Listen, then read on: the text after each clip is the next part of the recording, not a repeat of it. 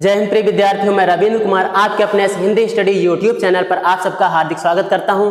प्यारे साथियों, पिछले वीडियो में आप लोगों ने सूरदास के पद नामक शीर्षक के पहले और दूसरे छंद को पढ़ा होगा। आज आप हमारे साथ पढ़ने वाले हैं तीसरे छंद को। तो आइए किसी प्रकार से देर न करते हुए आपको लिए चलते हैं तीसरे छंद की ओर। किलकत कान घुटुरवनी आवत, मणिमय कनक नंद कै आंगन, बिंब पकड़बै धावत, कबहु निरखि हरि आप छाह कौ कर सौ पकड़न चाहत, किलक हसत राजत द्वय दतिया, पुण्य पुण्य तिह अवगाहत, कनक भूमि पर कर पग छाया, यह उपमा इक राजति, करि करि प्रतिपद प्रतिमन वसुधा, कमल बैठकी साजती, बाल दशा सुख निरख जसोदा, पुन पुनि नंद बुलावती, अचरा तरल ढाक सूर के प्रभु को दूध पियावती। आइए देखते हैं इनके तीसरे छंद को, यानी सूरदास का तीसरा छंद, जिसमें श्री कृष्ण की बाल लीलाओं का वर्णन किया गया है। यहाँ पर वात्सल्य रस से भाव विभोर कर दिया गया है सूरदास जी के द्वारा। तो आइए देखते हैं। किलकत कान घुटुरवनी आवत, मणिमय कनक नंद कै आंगन, बिंब पकड़बै धावत। नंद बाबा का आंगन स्वर्ण निर्मित है, जिसमें मड़ियां लगी हुई हैं। श्री कृष्ण अभी तक घुटनों के बल ही चलना सीखे हैं। कहा जाता है कि कान्ह माने कान्हा यानी श्री कृष्ण, किलकत माने किलकारी मारते हुए उधर से घुटनों के बल चले आ रहे हैं। वे बिंब पकड़बे धावत, वे उन मड़ियों में परछाई को देखते हैं तो उसको पकड़ने के लिए दौड़ लगाते हैं। कबहु निरखि हरि आप छाह को, और कभी कभी हरि माने प्रभु अर्थात श्री कृष्ण, और कभी कभी श्री कृष्ण निरखि आप छाह को, निरखि माने देख कर, आप छाह को माने अपनी ही परछाई को। कभी कभी श्री कृष्ण अपनी ही परछाई को करसों पकड़न चाहत, अपने हाथों से पकड़ना चाहते हैं, उसके लिए दौड़ भी लगाते हैं, लेकिन वह परछाई है कि पकड़ में नहीं आती। इसलिए वे किला की हसत राजत द्वय दतिया, इसलिए वे किला की हसत किलकारी मारकर हंसने लगते हैं। उनके मुख में दो ही दांत उगे हैं अभी तक। राजत द्वय दतिया, जब वे हंसते हैं ना, तब उनके दोनों दांत बहुत सुंदर लगते हैं। पुनि पुनि तिह अवगाहत, वे अपने उन दांतों को बार बार दिखाते हैं, बार बार छिपा भी लेते हैं।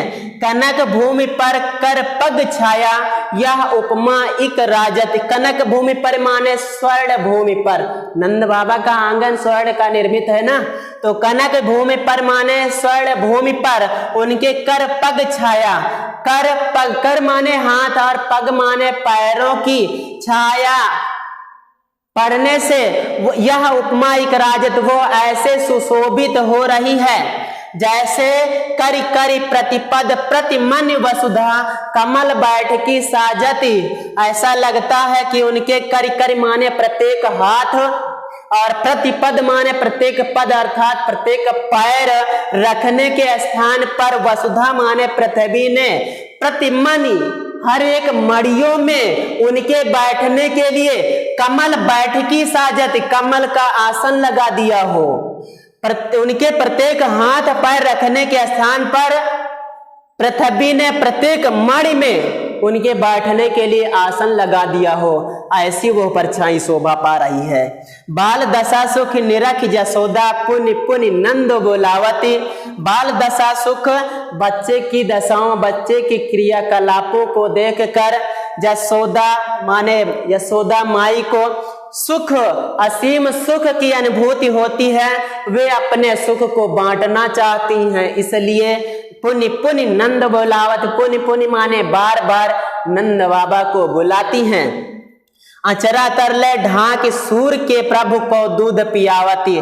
माता यशोदा सोचती है कहीं मेरे लाला को, कहीं मेरे ललना को टोना न लग जाए, इसलिए सूर के प्रभु श्री कृष्ण को अपने अचरा तरले ढाक, अपने आंचल के नीचे ढक कर दूध पियावती, दूध पिलाने लगती हैं। आइए इसकी व्याख्या को एक बार फिर से समझ लेते हैं।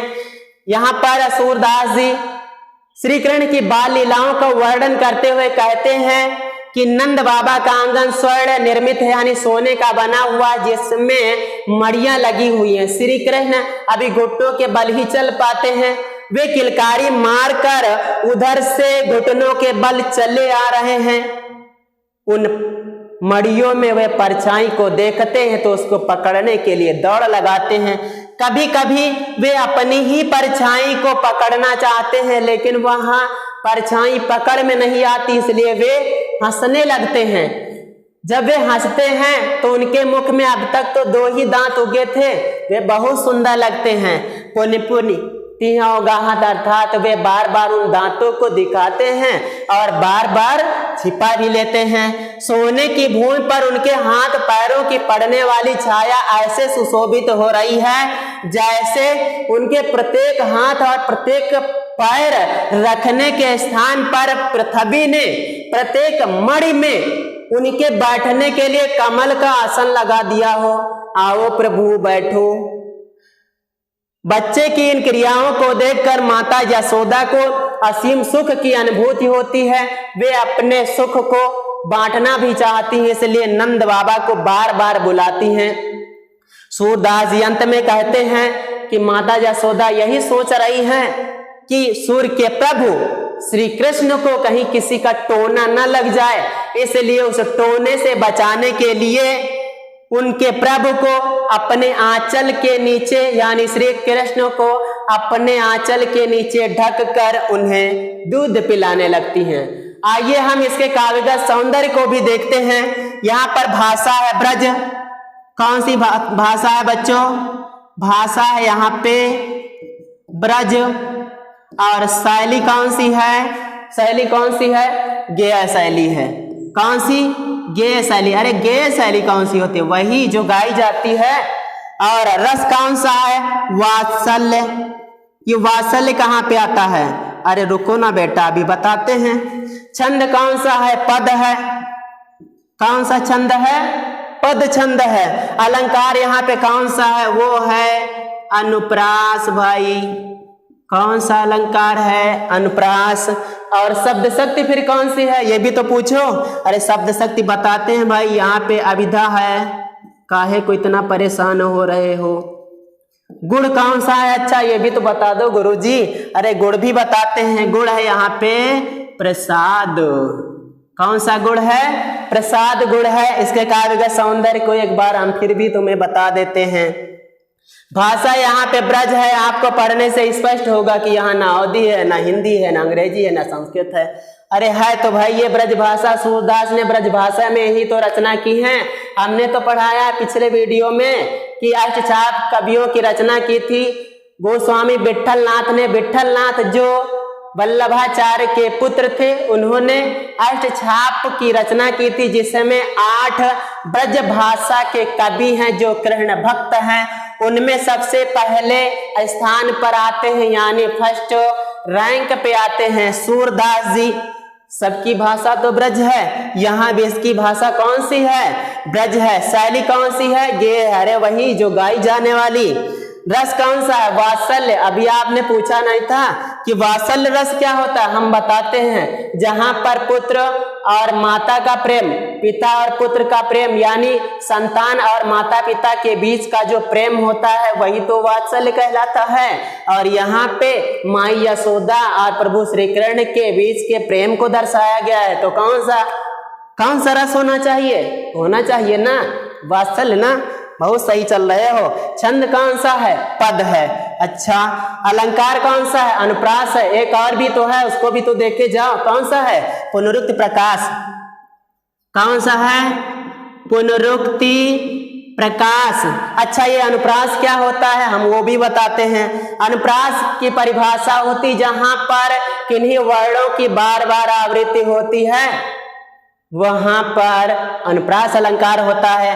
आप देख रहे होंगे किलकत कान, यहाँ पे का निरंतर वर्ड आया है। यहाँ देखें कौ कर, यहाँ भी का वर्ड आया है निरंतर। इसी प्रकार से प्रतिपद, प्रतिमन, यहाँ पे प्रति पूरे शब्द ही आ गया है। चलो उसको तो देखते ही हैं, साथ में ये हमको देखना है कि पापा दोनों जगह पे आ गया है एक क्रम से, तो क्या हो गया, कौन सा अलंकार हुआ, अनुप्रास। अच्छा ये भी तो बता दे पुनरुक्ति प्रकाश क्या है। पुनरुक्ति प्रकाश का मतलब होता है जब कोई एक शब्द एक से दूसरी बार आ जाए, अर्थात जिसकी आवृत्ति हो जाए और उसका अर्थ एक ही में लिया जाए, अर्थात एक ही अर्थ में वो दो बार आ जाए शब्द, वहां पे पुनरुक्ति प्रकाश होता है। तो आप भी बताओ यहाँ पुनरुक्ति प्रकाश कहाँ होना चाहिए। चलो हम जल्दी करते हैं, आपको बता भी देते हैं साथ साथ में। आप देख रहे होंगे पुनि पुनि में, यहाँ तो भाई है पुनरुक्ति प्रकाश। आप देख रहे होंगे करिकर में, यहाँ भी पुनरुक्ति प्रकाश और पुनि पुन तो दोबारा शब्द आ गया, यहाँ पुनरुक्ति प्रकाश क्यों है, क्योंकि यहाँ पे एक शब्द एक ही अर्थ में दोबारा आ गया है इसलिए। अच्छा तो आगे बढ़ते हैं, शब्द शक्ति कौन सी है, अभिधा। अरे भाई ये शब्द शक्ति क्या होती है, आप जानते हो पावर मतलब समझते हो इंग्लिश का, पावर मतलब शक्ति। यहाँ पर भी एक शक्ति होती है किसी चीज को बतलाने के लिए। वो कौन सी शक्ति है, वो वाली बिजली वाली नहीं, ये वाली शक्ति है शब्दों वाली शक्ति। वो शक्ति मतलब किसी बात को जब कहा जाता तो किस ढंग से कहा जाता, सीधे कह दिया गया या थोड़ा मुहावरेदार भाषा ले आई गई या अलंकारिक भाषा ले आई गई। जब हम कोई बात सीधे कह देते हैं वहां पे अभिधा शब्द शक्ति होती है। आई ना बात समझ में। अभिधा शब्द शक्ति कहाँ पे होती है, जहां पर सांकेतिक अर्थ यानी साक्षात सांकेतिक अर्थ, यानी जहां पे जो कुछ कहा जाए वही अर्थ निकल रहा हो, तो वहां पे कौन सी शब्द शक्ति होनी चाहिए बच्चों, अभिधा होनी चाहिए। यहाँ भी जो कुछ लिखा है वही अर्थ निकल रहा है तो शब्द शक्ति अभिधा हो गई। गुण कौन सा है, प्रसाद है। प्रसाद माने होता है प्रसन्नता, जिस काव्य के पढ़ने से मन आनंदित हो जाता है वहां पे कौन सा होता है, गुण प्रसाद होता है। आइए हम आपको अगले छंद की ओर लिए चलते हैं। मैं अपनी सब गाय चरई हूं, प्रात होत बल के संग जई हो, तेरे कहे न रही हो, ग्वाल बाल गायन के भीतर नय कहूं डर नहीं लागत, आज न सोओ नंद दुहाई रैन रहांगो जागत, और ग्वाल सब गाय चरई हैं मैं घर बैठो रही हो, सूर श्याम अब सोई रहो अब प्रात जान मैं दई हो। यहाँ पर सूरदास जी वर्णन करते हैं श्री कृष्ण की हठ का, यानी श्री कृष्ण एक दिन अपनी माता यशोदा से हठ करने लगते हैं। वे कहते हैं मैं अपनी सब गाय चरई हूं, प्रात होत बल के संग जई हो, तेरे कहे न रही हो। हे माता, हे माई, मैं अपनी सब गायें चराने जाऊंगा, मैं अपनी सब गायें वन में चराने के लिए जाऊंगा। प्रात होत बल के संग जई हो, मैं प्रातः काल होते ही भाई बलदाऊ यानी भाई बलराम के साथ गायें चराने चला जाऊंगा। तेरे कहे न रही हो, तुम्हारे कहने से घर पर मैं नहीं रुकूंगा। ग्वाल बाल गायन के भीतर नैकहूं डर नहीं लागत। हे माँ, ग्वाल बालों के और गायों के बीच रहकर मुझे नैकहूं डर नहीं लागत, जरा भी डर नहीं लगता है।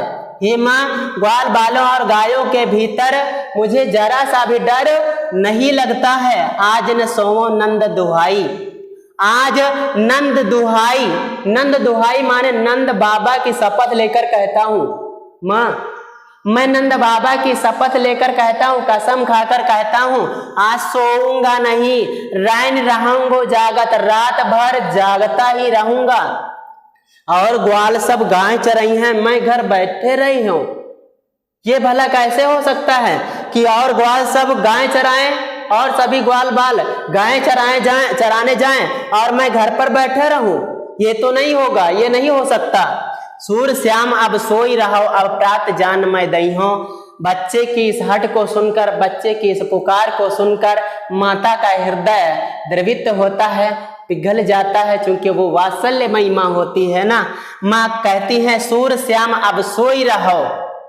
हे सूरदास के श्याम श्री कृष्ण किशन, अब तुम सो जाओ, प्रातः काल होते तुमको गाय चराने के लिए वन में भेज दूंगी। एक बार जरा इसकी व्याख्या को फिर से समझते हैं। यहाँ पर श्री कृष्ण की हट का वर्णन किया गया है। श्री कृष्ण अपनी माँ से हट करते हुए कहते हैं, हे माँ, मैं अपनी सभी गायें चराने जाऊंगा। प्रातःकाल होते ही भाई बलराम के साथ वन में गाय चराने चला जाऊंगा। तुम्हारे कहने से घर में रुकूंगा नहीं। मुझे ग्वाल बालों और गायों के बीच जरा भी डर नहीं लगता है। आज मैं नंद बाबा की कसम खाकर कहता हूँ, सोऊंगा नहीं, रात भर जागता ही रहूंगा। और ग्वाल बाल सब गायें चराएं, भला कैसे हो सकता है कि और सभी ग्वाल बाल गायें चराएं और मैं घर पर बैठा रहूं। बच्चे की ऐसी पुकार को सुनकर माँ यशोदा कहती हैं, सूर्य के प्रभु श्याम एक किशन, अब तुम सो जाओ, सुबह होते ही तुमको गाय चराने के लिए छोड़ दूंगी, अर्थात गाय चराने के लिए तुम्हें जाने दूंगी। आइए यहाँ पे काव्य का सौंदर्य भी देख लेते हैं। यहाँ पे भाषा है ब्रज। कौन सी भाषा है बच्चे? ब्रज भाषा है। अच्छा, पहले पढ़ ही लिए हो, ब्रज भाषा बहुत अच्छे से पहचानते हो भाई। ब्रज भाषा। अच्छा, शैली कौन सी है? वो है गेय शैली। कौन सी शैली है? गेय शैली है। और रस कौन सा है? वही तो, यहाँ पर भी माता और पुत्र के प्रेम को दर्शाया गया। क्या है? कौन सा रस है? वात्सल्य। क्या बात है, आप तो सब लोग जान गए एक ही बार बताने से। चलो ठीक है, समझ गए, हम समझाने ही तो आए हैं। क्यों? छंद कौन सा है? यहाँ पे पद है। कौन सा छंद है? पद। और अलंकार कौन सा है? अनुप्रास। हम बता दिए भाई अनुप्रास, आप ढूंढो कहाँ पे है अनुप्रास। चलो अभी हम ये आपको ढूंढवा भी देंगे। शब्द शक्ति कौन सी यहाँ पे? अभिधा है। कौन सी है यहाँ पे बच्चे? अभिधा शब्द शक्ति है। और गुण कौन सा है? गुण भी बताते हैं। गुण है यहाँ पे प्रसाद। आइए जरा इसके काव्य का सौंदर्य को फिर से देखते हैं। भाषा ब्रज है, शैली गेय है, गाई जाने वाली वही, और रस वात्सल्य, चूंकि यहाँ पे माता पुत्र के प्रेम को दिखाया गया, जहां पर भी माता पिता और उनकी संतान के बीच के प्रेम को दर्शाया जाता है, स्नेह को दर्शाया जाता है, वही तो वात्सल्य होता है। अच्छा, आगे बढ़ते हैं। छंद कौन सा है? पद है। अलंकार अनुप्रास है। कहाँ पे है अलंकार अनुप्रास? आइए, हमने कहा था हम बताएंगे भाई, आपको बताते हैं। आइए आपको लिए चलते हैं। चलिए धीरे धीरे धीरे धीरे। कहाँ पे चलेंगे आप?